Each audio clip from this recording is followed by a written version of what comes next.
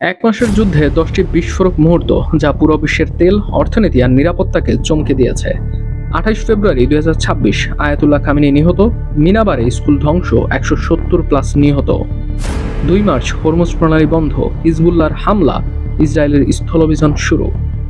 ৫ March Trump বলেন ইরানের নির্বাচনে হস্তক্ষেপ চাই, ইরান বিদ্রূপ করে প্রত্যাখ্যান করে। ৮ মার্চ তেলের দাম $১১৯, মোস্তফা খামেনিকে নতুন সর্বোচ্চ নেতা ঘোষণা। ১২ মার্চ মার্কিন বিমান ভূপাতিত, ক্রু সদস্য ৬ নিহত। ১৬ মার্চ ইসরায়েল হত্যা করে ইরানের নিরাপত্তা প্রধান ও বাসিজ প্রধানকে। ১৮ মার্চ ইরান হুমকি দেয় গ্যাস শোধনাগারে হামলার, কাতারের রপ্তানি ১৭% কমে যায়। ১৯ মার্চ আইআরজিসি মার্কিন F-30 বিমানকে আঘাত করে, বিমান নিরাপদে অবতরণ করে।